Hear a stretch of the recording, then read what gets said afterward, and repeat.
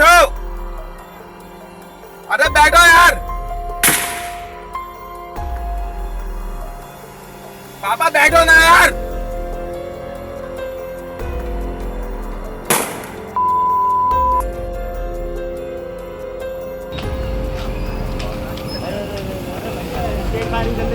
अरे उड़ा दो माने एक का तो उड़ा दो। क्रिमिनल बनाकर इस प्लॉट को पप्पू गिरधारी छीनना चाहता है ताकि हम लोग जेल चले जाएं और इस प्लॉट पर पप्पू गिरधारी कब्जा कर सके आदित्य उपाध्याय के द्वारा।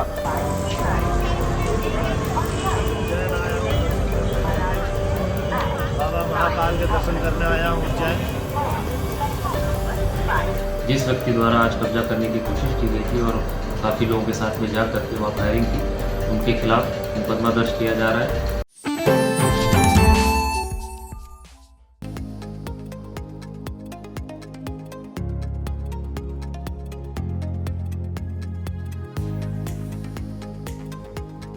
PN Sehgal Inter College, Kanwakheda, Sitapur.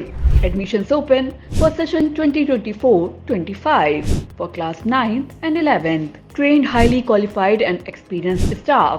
Transport facility available. Value-based education system. Contact now for your children's bright future. झुमके और सुरमे के लिए मशहूर यूपी के बरेली में करोड़ों के प्लॉट के लिए सरेराह गैंगवार हो गई। बताते हैं, बिल्डर ग्रुप के गुर्गों ने मार्बल व्यापारी की दुकान पर सुबह तड़के ही धावा बोल दिया, जिसके बाद बीच सड़क पर फिल्मी स्टाइल में दो गुटों के बीच घंटों गोलियां चली। गाड़ी और फिर डिवाइडर की आड़ में छिपकर बदमाश डिवाइडर के उस ओर खड़े लोगों पर अंधाधुंध गोलियां बरसा रहे थे। उधर के भी शख्स ने पहले तो गोलियां बरसाईं और फिर जब बात नहीं बनी तो कार से ही हमलावरों को रौंदने निकल पड़ा। इतना ही नहीं, यूपी में कानून की शान कहे जाने वाले बाबा के बुलडोजर यानी प्लॉट में खड़ी जेसीबी भी धुआं कर दी गई। मामले में जो वीडियो वायरल हुए, उन्होंने पूरे यूपी में हड़कंप मचा दिया था। यह तब था जब एक रात पहले ही जोन के एडीजी का तबादला हुआ था। मीडिया रप्टों की माने तो रास्ते में गुजर रहे लोग दहशत में आ गए और जान बचाकर भागने लगे। इसकी वजह से जाम भी लग गया। करीब 1.5 घंटे बाद इज्जत नगर पुलिस मौके पर पहुंची, लेकिन पुलिस के सामने ही दोनों पक्षों की ओर से गोलियां चलती रहीं। सूत्रों की माने तो शुक्रवार देर रात देहात क्षेत्र में सभी दबंगों को बुलाया गया था, जिसमें आसपास के हिस्ट्री सीटरों और दबंगों की टीम बनाकर देर रात तक शराब पार्टी हुई थी। वहां से सभी एक साथ सुबह 5:30 बजे प्लॉट पर कब्जा करने के लिए पहुंचे थे। जानकारी होते ही आदित्य उपाध्याय और अविरल दोनाली बंदूक लेकर मौके पर पहुंचे।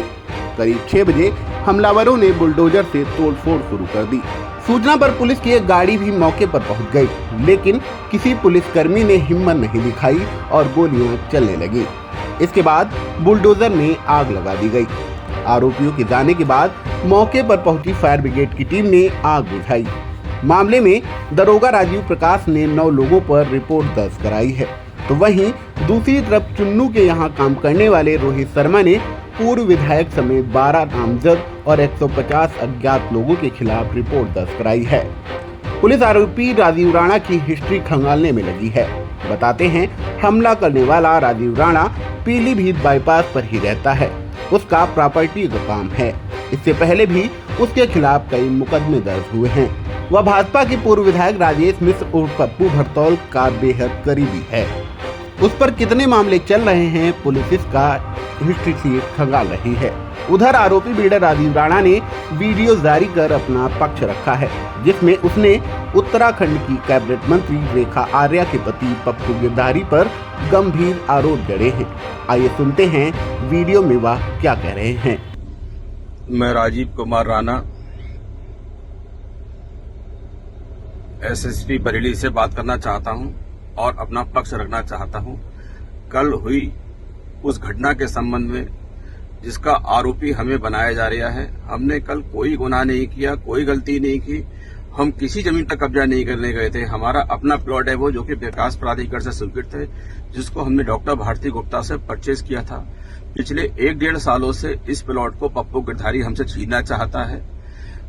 ताकत के दम पे, अपने गुंडों के दम पे, अपने आदमियों के दम पे, कभी अपने बेटे को लगाता है, कभी उसमें पत्थर रखवा देता है, कभी आदित्य उपाध्याय, कभी अनुज मिश्रा, कभी किसी को और एक बार उन्होंने हमारे घर पर भी चढ़ाई करवाई थी। इस पे माननीय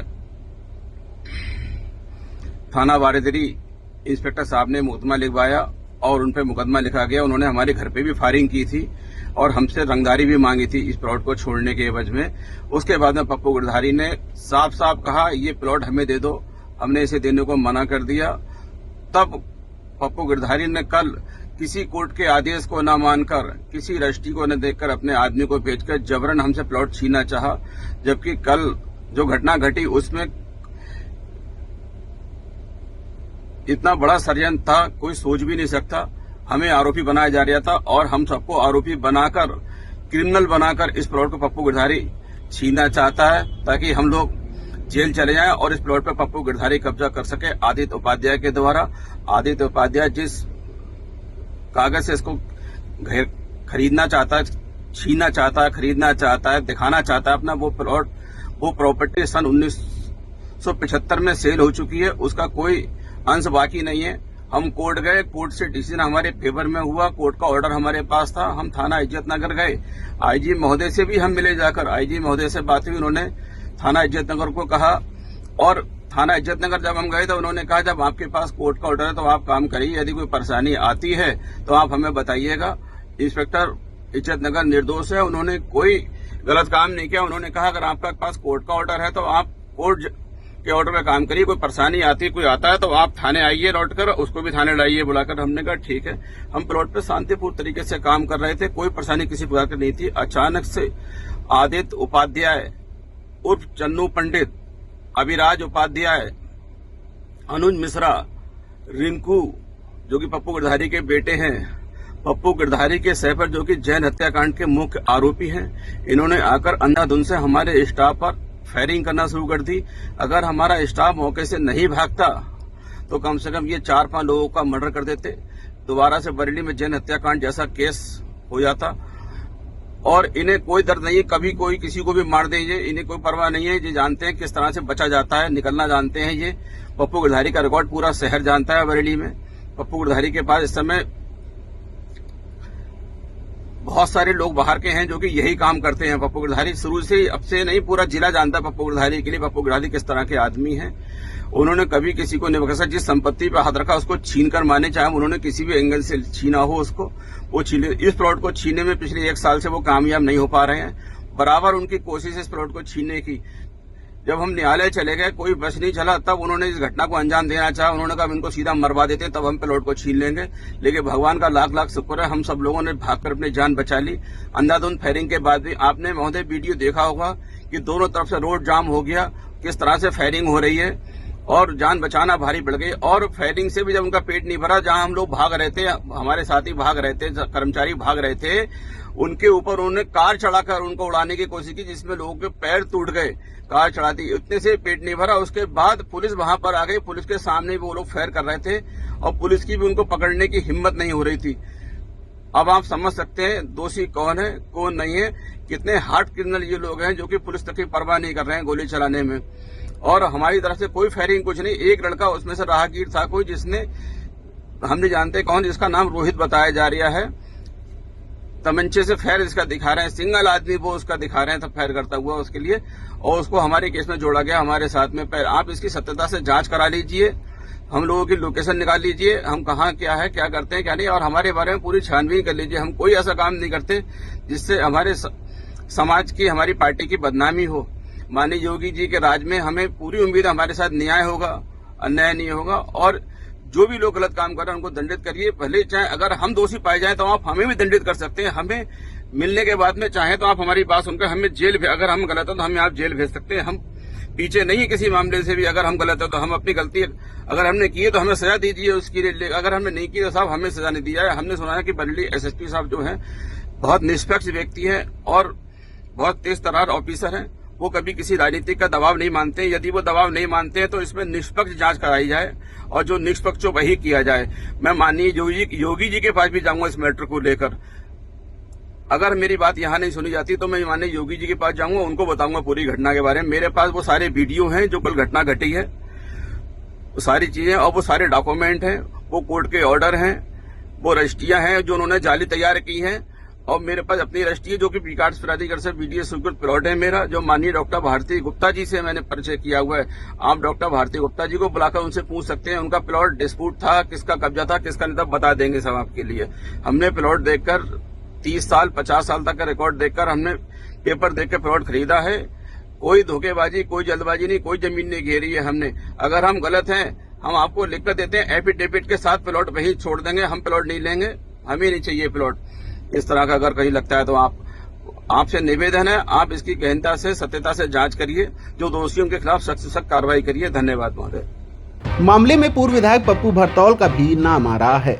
पुलिस द्वारा दर्ज एफआईआर में पूर्व विधायक समेत 162 के खिलाफ हत्या की कोशिश समेत अन्य धाराओं में रिपोर्ट शीशगढ़ के गांव बैरम नगर के रहने वाले रोहित शर्मा ने दर्ज कराई है।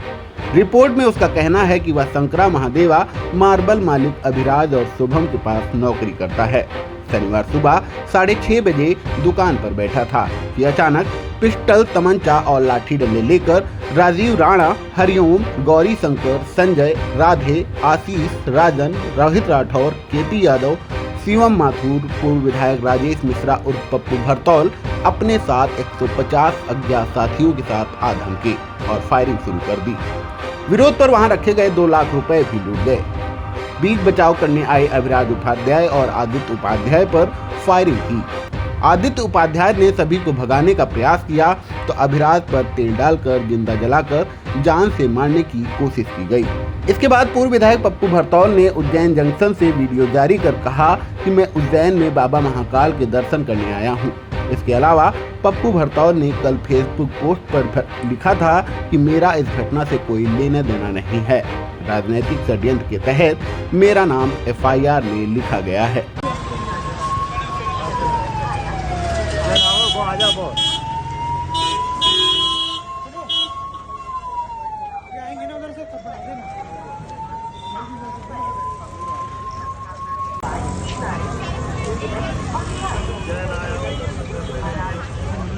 बाबा महाकाल के दर्शन करने आया हूँ उज्जैन।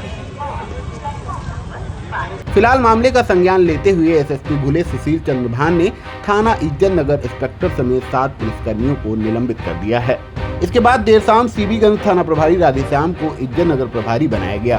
एसएसपी भूले सुशील चंद्र भान का कहना है कि फायरिंग कर शहर का माहौल खराब करने वाले दोनों पक्षों के आरोपियों के खिलाफ सख्त कार्रवाई की जाएगी। एक पक्ष की तहरीर पर और दरोगा की तरफ से 2 अलग अलग रिपोर्ट दर्ज कर ली गई हैं। सभी आरोपियों को जेल भेजा जाएगा और गैंगस्टर की कार्रवाई की जाएगी। आज सुबह थाना क्षेत्र इज्जत नगर में 2 पक्षों में एक प्लॉट की कब्जेदारी को लेकर के विवाद हुआ था, जिसमें दोनों की तरफ से फायरिंग की गई थी। और इस घटना को संज्ञान लेते हुए इसमें जिस व्यक्ति द्वारा आज कब्जा करने की कोशिश की गई थी और काफ़ी लोगों के साथ में जा करके वहाँ फायरिंग की, उनके खिलाफ मुकदमा दर्ज किया जा रहा है और उस मुकदमे में आवश्यक विधिक कार्रवाई की जा रही है। पूरी घटना की संवेदनशीलता को देखते हुए वहाँ पुलिस जो मौजूद थी, पुलिस की तरफ से भी एक मुकदमा अपराधियों के खिलाफ में दर्ज किया जा रहा है और इन दोनों मुकदमों में प्रभावी कार्रवाई करने के लिए गिरफ्तारी के लिए टीम बना दी गई है। अभी वर्तमान में दोनों पक्षों से जो लोग फायरिंग में इन्वॉल्व थे, उसमें से कुछ लोगों को पुलिस ने हिरासत में लिया है और उसमें पूछताछ करके गिरफ्तारी कर आगे की कार्रवाई प्रचलित है। घटना काफ़ी संगीन है, इसको देखते हुए इसमें जो अपराधी इसमें मूल रूप से इन्वॉल्व रहे हैं उनके खिलाफ आगे चल के हम गैंगस्टर और एनएसए में भी कार्रवाई करेंगे। और इस पूरे घटनाक्रम में पुलिस के रोल के संबंध में मेरे द्वारा जांच की गई तो उसमें स्थानीय पुलिस की लापरवाही देखने में आ रही है, जिसको देखते हुए बीट आरक्षी से लेकर के थाने के इंस्पेक्टर तक कुल 6 पुलिसकर्मियों को मेरे द्वारा तत्काल प्रभाव से निलंबित किया गया है, जिसमें एक पुलिसकर्मी एसएचओ इज्जत नगर जयशंकर, एक सब इंस्पेक्टर और अन्य 4 आरक्षी, इनको निलंबित किया गया है और उनके खिलाफ विभागीय कार्रवाई प्रारंभ कर ली गई है। आपको बता दें, मीडिया रिपोर्टों के अनुसार मामले में दोनों पक्षों के 11 आरोपी गिरफ्तार हुए हैं, जिनमें एक पक्ष से आदित्य उपाध्याय उर्फ चुन्नू, अभिराज और दूसरे पक्ष से शिव ओम कुमार, रविंद्र, सनोज, पंकज गुप्ता, ओमकार राठौर को गिरफ्तार कर लिया गया है। जबकि पुलिस अभिरक्षा में रोहित कुमार, संजय उर्फ संजू और रोहित कुमार पुत्र ओमकार का इलाज चल रहा है।